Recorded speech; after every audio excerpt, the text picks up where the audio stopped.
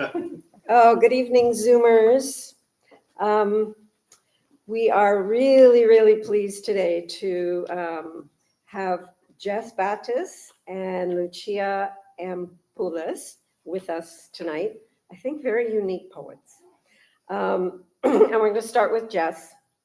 Jes Battis teaches literature and creative writing at the University of Regina. They've published their writing in the Ex-Puritan, the Malahat Review, the Los Angeles Review of Books, and Strange Horizons. They are the author of the Occult Special Investigator series, the Parallel Park series, and the Winter Night. His latest book, I Hate Parties, is a collection of 50 books, which offers the B-side, whatever that is, we'll find out, of growing up queer, autistic, and non-binary. From difficult desires, panic attacks, and environmental sensitivities, Battis weaves 90s metaphors with current discussion of neurodiversity and trans rights in Canada as they ruminate between past and present like a cat refusing to settle. I Hate Parties guides us through all the best and worst parties of our lives to the secret room beyond, where being awkward is the one and only dress code. Please welcome Jes Battis.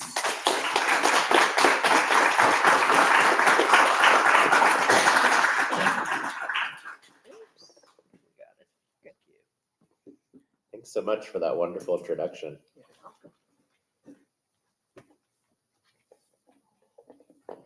I was just talking to my partner about how I have nothing but happy memories associated with Victoria. Something magical always happens to me when I'm here.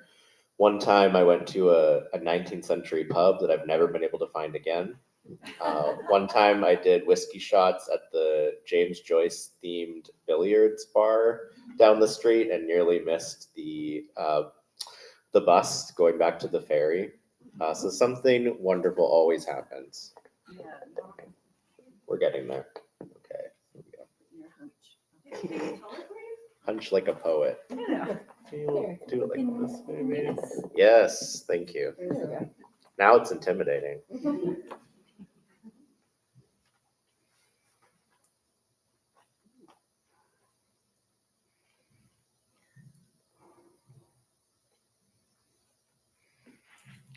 And not to, I hate tooting my own horn, but I Hate Parties recently won a Saskatchewan Book Award.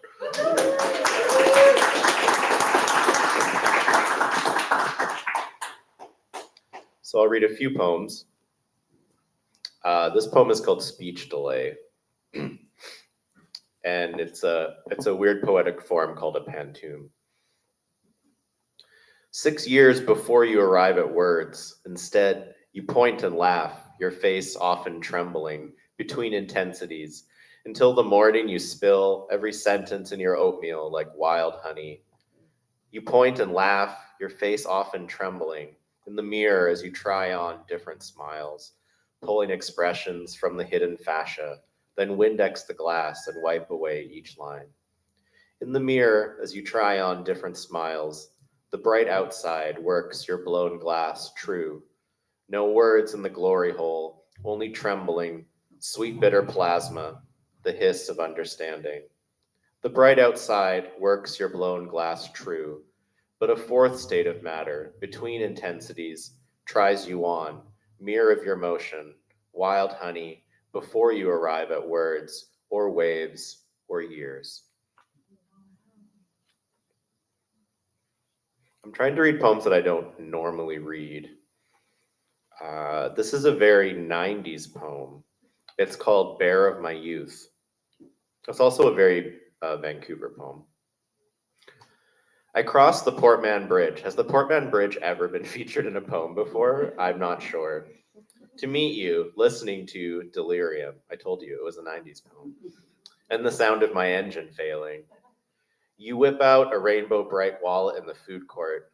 I was scared by how brilliant you were, how visible. Your BFA project was melting Barbie heads for credit. I failed to ask proper questions about your volcano. We stayed on our safe sides of the Chesterfield. Your fun fur, every part of you inviting touch, but I couldn't. You adjusted your Vicky Gabbro glasses. See, I told you it was a 90s poem. And let me talk about Dippity-Doo, called a Pyron holding life together. I wanted to kiss you and steal your ideas. I wanted to melt a changeling, Barbie's painted eye, into what we actually were. What I'd say to you now, bear of my youth, is that you are perfect. The hair visible through your collar is perfect. The slope of your belly, perfect. Those days were bearish, warm, still half asleep, but I would have unseamed my pelt, let you touch the truth and bright matter underneath.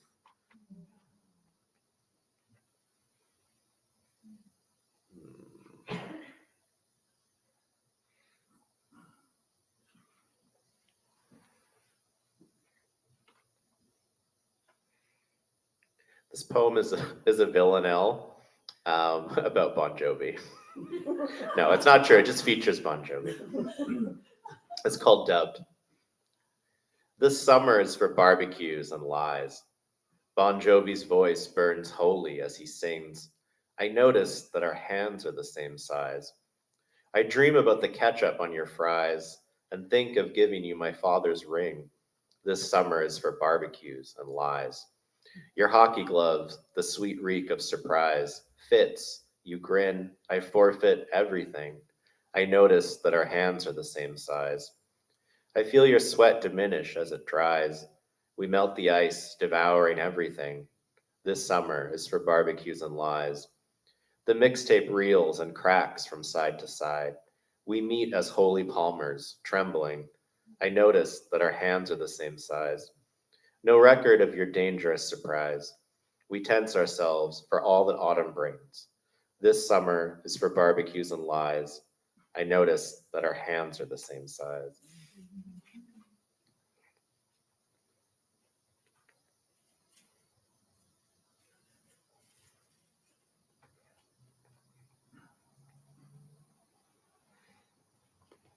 This poem is about days of our lives and about my mother. It's called Marlena is Once Again Possessed. If you know, you know. Yeah. Marlena is once again possessed by the devil on Days of Our Lives, and only John Black, her ex-mercenary lover, can save her. It's true. I used to cut class to watch her levitate, her cheap yellow contacts peeling back my skin. She saw everything, my lies, my frailty, the lovers I underfed in secret. All the way from Salem, the devil rose from her floral bedspread to measure my soul against a synthetic feather, that town where you might be twinned, resurrected, devoured. I knew all the made-up towns ruled by scandal, Port Charles with its hospital corridors, Genoa City, where Nikki wept into her car phone on The Young and the Restless, trapped by a blizzard and her love for Victor. All we had was a drive-through corn barn, this is Chilliwack, and the hope that it wouldn't die by lightning. Actually, it's an incredible drive-through corn barn. So far from Santa Barbara, where Sawyer boxed shirtless and made me twist my crucifix. We still watch Y&R, now mostly about corporate takeovers and the considerable paperwork of Jabot Cosmetics, the new romantic frontier, sexy companies dragging tons over each other. My mom snorts to discover that Marlena is still possessed. After all these years, it was stupid, she says, the first time around. But Mom, this is all there is. Sinister bedrooms and parking garages, cafes and promenades, and lounges where we engineer our little catastrophes.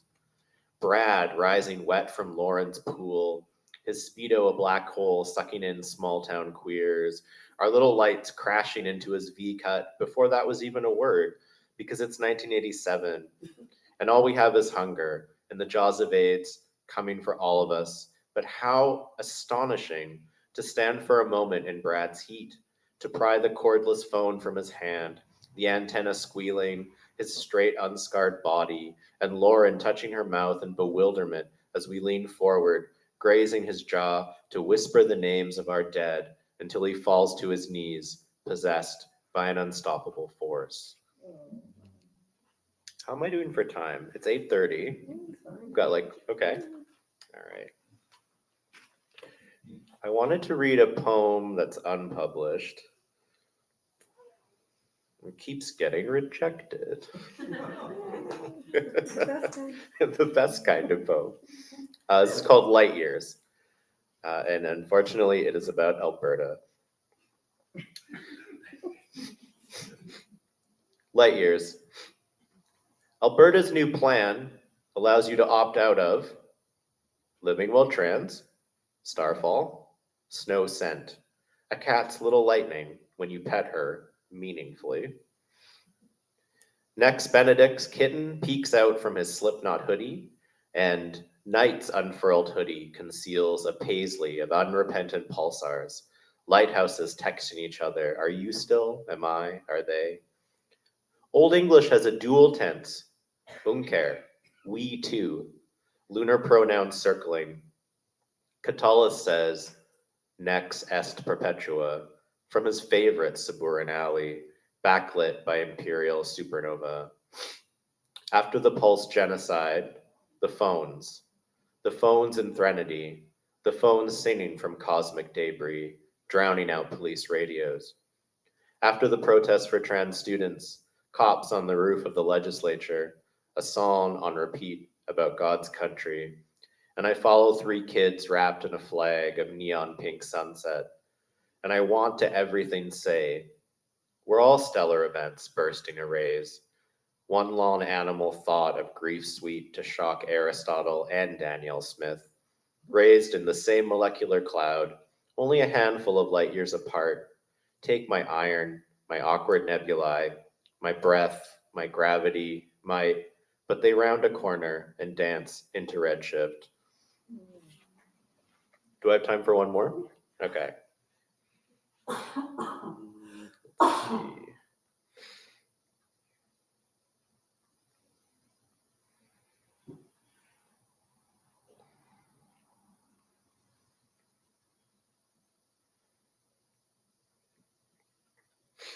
This is a poem for my friend Medri Purdom. We're both awkwardly fumbling through middle age with each other as poets. It's called It's Funny. I used to say it's funny whenever I wanted to introduce an obscurity, an obsession, a cat fact, a geode, a ribbon of wild speculation, until an ex told me to stop because preserved bog bodies and Roman hairstyles aren't technically hilarious. More like the winter-licked stones that some penguins carry to show one another. Have you seen my wares? Your teenager wakes you at 4 a.m. to show you a boss battle. Minutes ago, they shouldered the penguin backpack full of plumes and canoptic jars, and the memory of a zoetrope spinning, first shadow, then light, then again. Seconds ago, we were little meteors. We carried our own sweet paraphernalia. We drank from the hose. A dog coughed on our bare feet. We stole a piece of saltwater taffy, then returned it, our criminal career over before it began. After 2 rattlers, I admit, if you asked me to marry you, I'd probably say yes.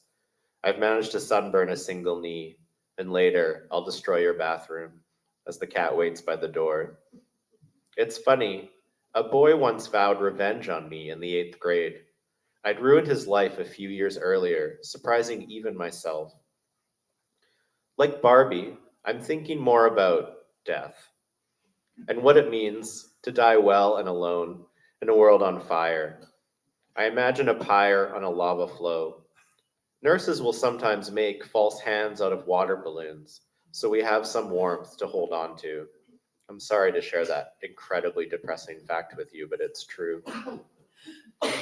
I think of the restlessness that precedes death and what rumination might lead me from my pallet into the burning hallway. I try to see what I'm seeing, but maybe it's something that hasn't been invented yet, or something too old and fragile to explain. It's funny, I live with the dread of a white-tailed jackrabbit skittering across an open plain of hostilities. You know when you're writing a poem and it suddenly sees you? One sodium light reaching from far away or perhaps closer than you'd realized, It gets longer and longer because it wants to keep on living, and isn't that relatable? It's funny, we're at the campus gathering, and wind is blowing the president's speech away. I steal a gluten-free bun by accident, hiding it in my bag like a condom. Wasps are drawn to our wild hair, streaming out like dendrite branches. Your youngest chose the camp option, described as sports plus sports. Your eldest is coding in a cool, dark place. It's funny, but I can see the world they're building, fact by sly fact, how everything will bloom where it lies. Thank you, everyone.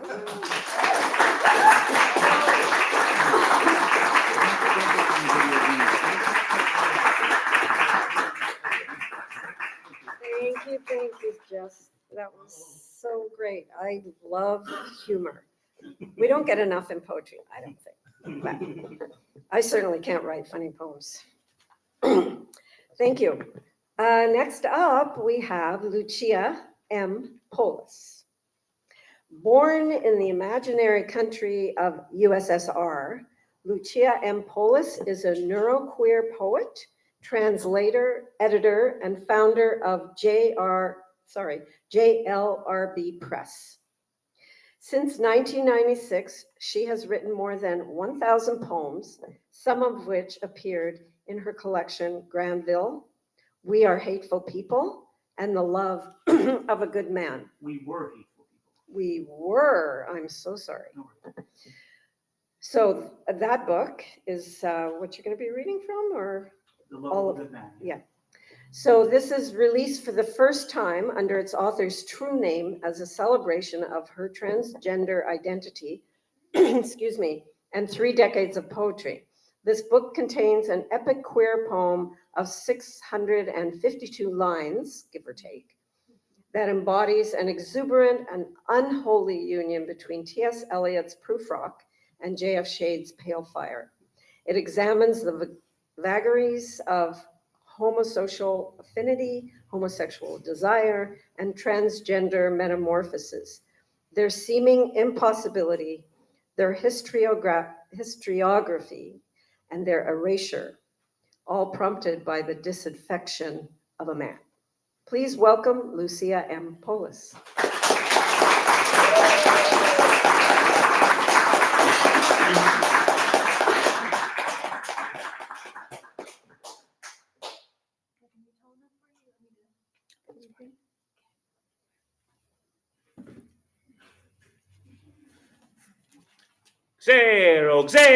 Zero. I cannot move in this precocious dark because I've forgotten how to be slave. I cannot boil boar's head, abandon hunger, stand stock still, sing lullabies, be mute, whilst you ablute my lute. End of reason returns. Air has some fresh tinge tonight. I sense it easily in my back as I notate wind. Who walks through my house, cool and unbidden? These things I will remember when I die. The smell of everything, unholstered, our schedule of trespass, men wild with willows, shark-toothed vibrato, walking down some dirt path, half recollecting 1/73rd of some poem boiled down to deaf-mute recitative. Haunted by anapests, I stumble into crevasse, dream of accidental acquisition of third wife while inquiring for price of fish. As I fall, I observe ghosts hanging on bushes and bushels, sly social cues, his velvet tongue watching me dance, my thoughts undressing. They turn and spin and vacillate betwixt curse, blessing.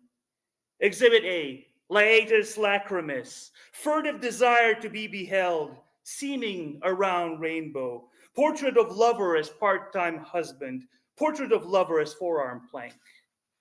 These things I will remember when I die.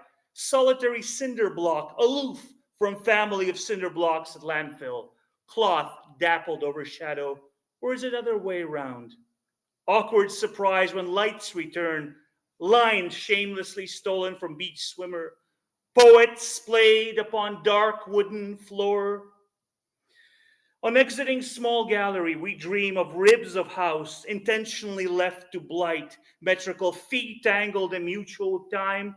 You help me to metabolize murlia, while around leaves explore underfoot like landmines. When we stop, we admire these lovely teeth of fate. What gift it is to stand here listening to shadows of that man who dared to raise his eyes to heaven courts, reared up, his cords constrained, and then let go, convulsing to our world. So I think it's very interesting that I do feel very kindred with Jes, but I think the difference between us is that, of course, I'm very much from a different planet. So I don't think of myself as very serious, but you might. I guess maybe 2 years ago, I was left standing on the threshold of my house by a man who was supposed to see a movie with me, and I was just wearing a yellow dress. And what do you do when that happens? You write 21,000 words of poetry. Yeah. Now, this is my old name that I'm trying to change, and of course, this little one is just the epic poem excerpted from this book, both available from my press. So we're actually going to go straight into the next poem that the little bastard inspired, but I'll also tell you a little bit about this book. So the book is based actually on the ancient Greek precepts of love, and it explains everything on the back. I can never remember how it works. So basically you have agape, brotherly love, philia, friendship, xenia, guest friendship, storge, familial affection, eros, of course, intimate love, and philautia, self-love. And of course, that's how the book works. It has 4 sections that are loving men, loving a man, loving me, something I'm very new to, and the epic poem, The Love of a Good Man. Now, this next poem is a bit of an interesting throwback. I did spend some time in Japan, and you might have seen this woodblock print by Katsushika Hokusai that shows a woman being made love to by 3, not 1, not 2, but 3 octopi. Its title is mistranslated. It's very often translated as Dream of the Fisherman's Wife, but it's actually called something completely different. But, we're here for the errors. Hence, Dream of Fisherman's Husband. Oh, and the first line comes from a lesbian RCMP officer who used to come to my queer poetry reading. So credit where credit is due. Language is perishable skill. It fades during day. It's like thunder at night. Night itself is semi-accurate. It brings to bear this most precious of our commodities, time. It turns to soulless loneliness, pulls question marks from perimeters or peripheries. No dimeter for gay revelry, no limiter for frail memory, only tender calm of universe. Sleep is for those who are weak.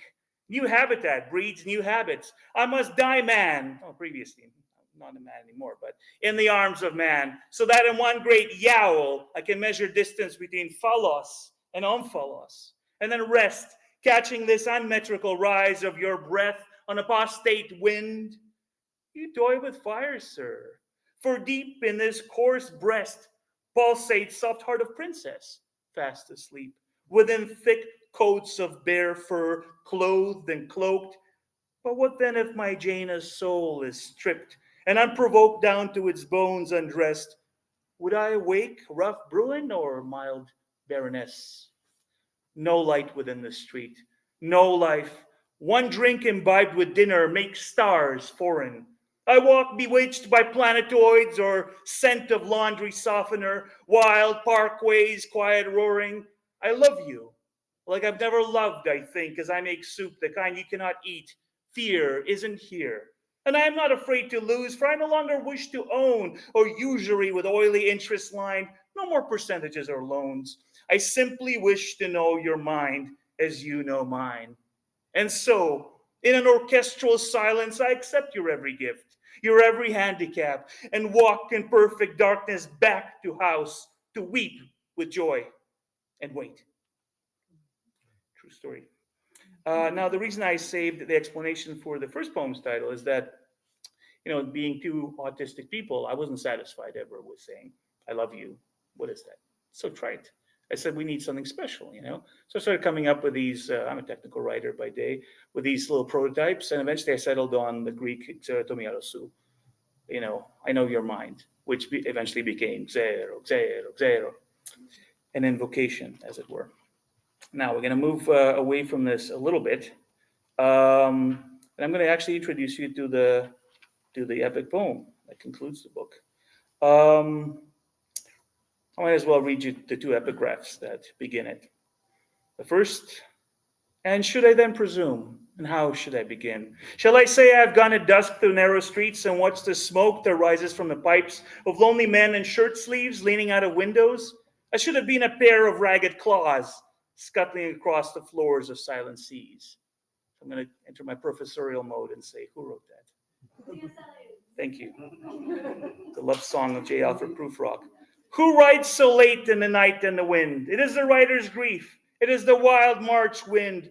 Man's life is commentary to abstruse, unfinished poem. Note for further use. Pale Fire, ostensibly by John Francis Shade. Canto 1. It's always the same story. Whenever I get obsessed with ovoid abduction, I forget that the night is a great time for great desperate crime, duly performed under the hammered moon. The fire bites me as I try to feed it. Why would you tell me about my inverted apostrophes, you scoundrel? Why would you laugh when your own mother had just died? The switch liqueur disappears in Moloch's maw faster than she could make appear her pack of Wilkinsons, faster than you could mouth Bruderschaft. You begin here with a Russian dedication, over the road out, brambles like barbed wire, a single light on, as in a prison cell, as over Guernica or anything. And why should care I for the moon's pale spot? The skies today were teasing Mindcock, gently pickling it. There are young men on the promontory watching ships in the harbor. I decide against dancing a merry jig. I decide against showing my face to them. Their pockets are full of lies, so they don't look. I look, and they are transfixed, as if here in this harbor they undress with their hungry yen the beautiful, sooty flesh of the universe. One has an atlas of sacred places under his arm. When he is certain that his companion's gaze is on the horizon fixed, he moistens a finger, puts it in, curling nary a page. The only timekeeping left to us, I think, is the lilting word.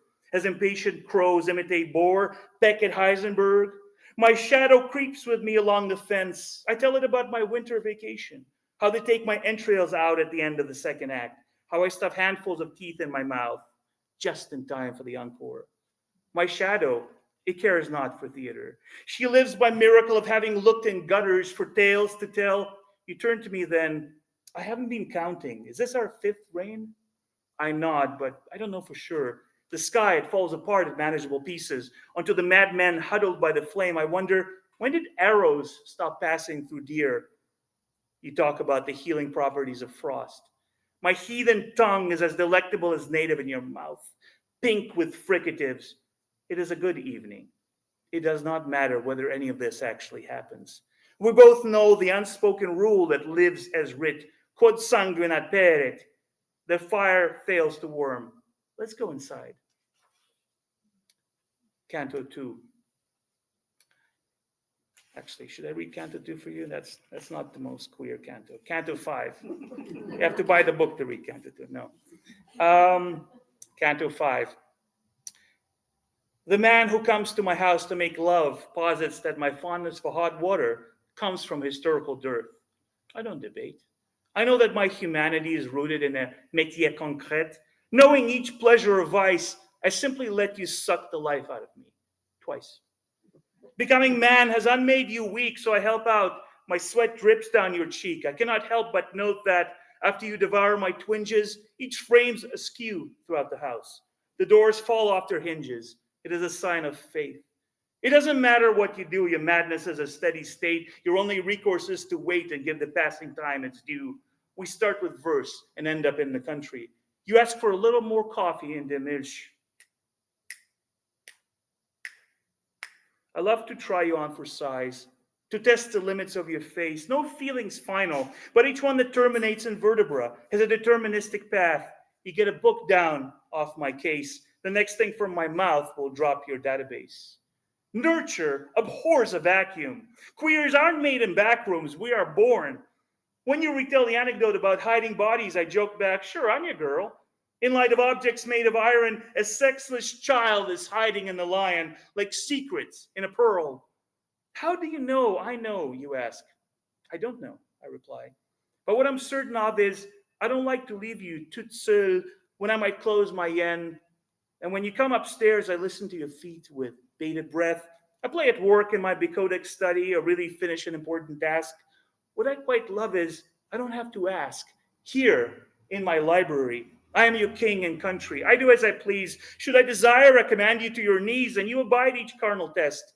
I taste your lips, the curtain hides the rest. Oh, what a joy it is to rule and play sans procreative thuggery. I am become a herring, salmon, rainbow trout. You tug on bowlines from a bite in time to tender buggery, and then we lie. Unstitched, unseamed, but not unseemly, until it's time to go again. You do so love to drown without a gasp when I say now, and firmly press the crown down, and you devour all diffidence, demurral, doubt, everything. And to find out what happens, again, you got to read the book. I have a little bit of time left, so I'm going to read you the best poem I wrote in the last probably. This is actually my 50th reading in public, I calculated yesterday, in the past 29 years. Yeah. And I'm actually going to read this poem at the flag raising at Nanaimo in front of City Hall. And I think this is probably the best poem I've ever written. Well, I just slipped up, ever. So what's interesting is that where I live, people don't know what South Wellington is. Let's just say Cedar. If you don't know that, that's fine. It's near outside Nanaimo. And there's my house, and there's Kelly and Debbie. Kelly grows a lot of weed. He has 2 little dogs. One of them is Mabel. I'm trying to get her to love me. And once, Kelly comes to me, and back when I went by Mike, he's like, Mike, cedars are too tall. And I was like, okay, what do you want to do about it? He wanted to cut them down. And I said, no, I'll cut them. You hold the ladder. So there I am, wielding his cutter. And this is a poem where I imagine myself equally trying to get some damn sleep in the bedroom while some asshole is cutting the cedars. My arborist. Sneaking slow tokes on sly, sneaking small tokes from sky, arborist cuts tree as if swaddling child. Each fall of branch wipes sweat off his faith as he counts off for birds, beefsteak marigold, bull whip to keep house bond in line. Darkness arose by any other name, while inside bigger void waits. As he breaks, I doze. In my dream, young man shows me how he fills hollow grave. He wants my body. His smile is sun. When he pauses to wipe drops from brow, he might think of lascivious mother whose locks swells, smells of machine oil and sweat, her skirts upturned, wood handle polished by firm, loving touch. She wakes, and then he wakes, and then I wake, and then my arborist resumes his carnage. Without hesitation, he rends branch and trunk. Without hesitation, he eats life, rind and all. My arborist machine, it mules and wails outside. Inside, pain creeps, dull drift through dorsum. Outside, my surly neighbor now observes wind, dancing dust. Inside, I now anoint myself with lust. I think I'd like to recollect you on my deathbed, gathered here, and peddled thus this morning mess. But who'll remember me? This sheet, this sheer temerity of my undress, this pure impertinence of simply keeping body live, disguising, feeding, satisfying it, doting upon, admiring it, this rank audacity of uttering, I am, as I now wake again, when street is quiet and this man is gone, is cutting, done. Thank you.